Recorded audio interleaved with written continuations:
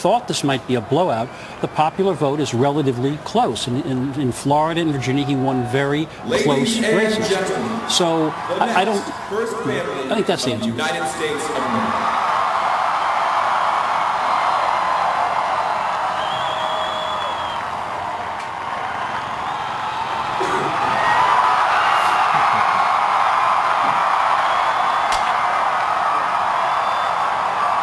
And there he is, President-elect Barack Obama, his wife Michelle, and daughters Sasha and Malia. Let's take it in.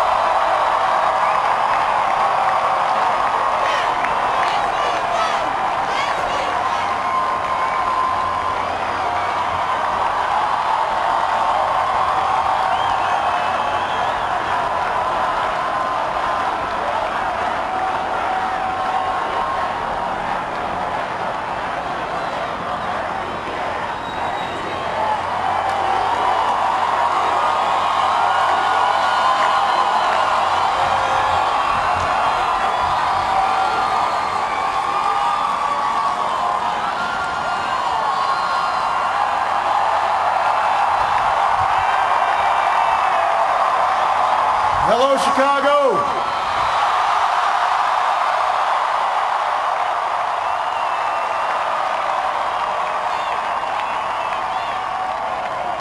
If there is anyone out there who still doubts that America is a place where all things are possible, who still wonders if the dream of our founders is alive in our time, who still questions the power of our democracy, tonight is your answer.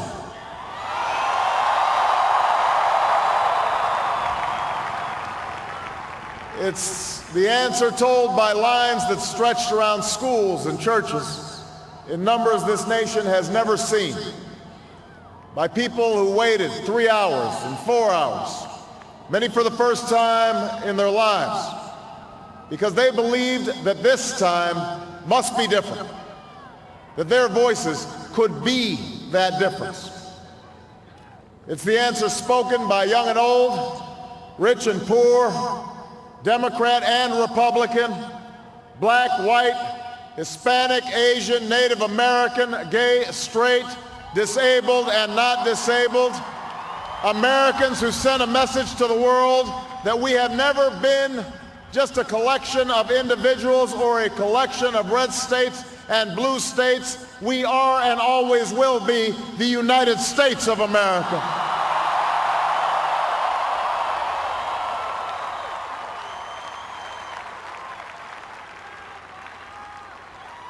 It's the answer that led those who've been told for so long by so many to be cynical and fearful and doubtful about what we can achieve, to put their hands on the arc of history and bend it once more toward the hope of a better day. It's been a long time coming, but tonight, because of what we did on this day, in this election, at this defining moment, change has come to America.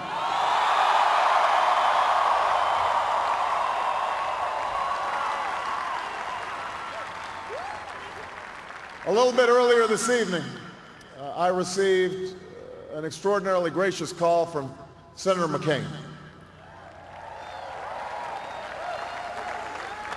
Senator McCain fought long and hard in this campaign, and he's fought even longer and harder for the country that he loves.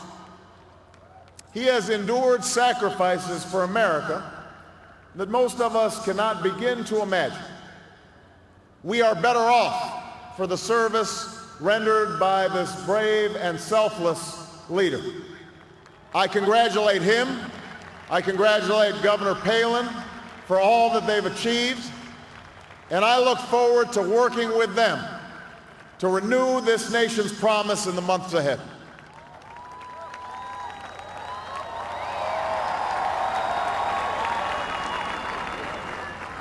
I want to thank my partner in this journey, a man who campaigned from his heart and spoke for the men and women he grew up with on the streets of Scranton and rode with on the train home to Delaware, the Vice President-elect of the United States, Joe Biden.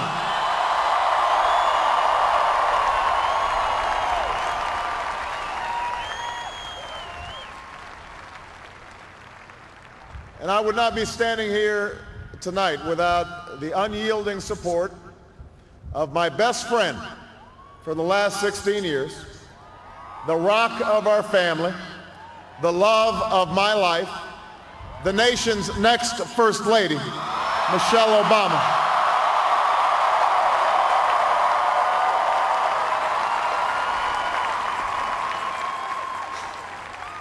Sasha and Malia, I love you both more than you can imagine, and you have earned the new puppy that's coming with us to the White House.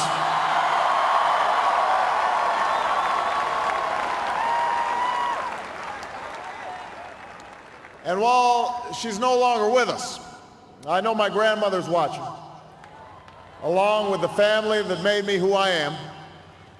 I miss them tonight.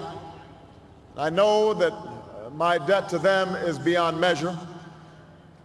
To my sister Maya, my sister Alma, all my other brothers and sisters, thank you so much for all the support that you've given me. I am grateful to them.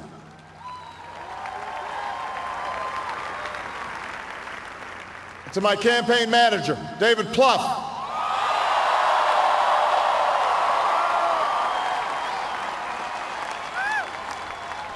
the unsung hero of this campaign, who built the best political campaign, I think, in the history of the United States of America.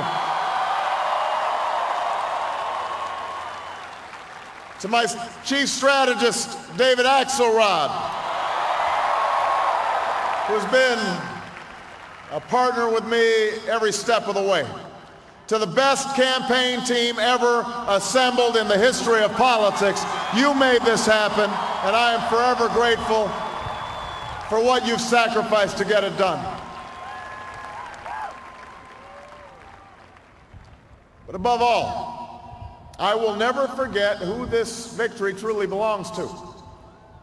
It belongs to you. It belongs to you. I was never the likeliest candidate for this office. We didn't start with much money or many endorsements. Our campaign was not hatched in the halls of Washington. It began in the backyards of Des Moines, in the living rooms of Concord, and the front porches of Charleston. It was built by working men and women who dug into what little savings they had to give $5 and $10 and $20 to the cause.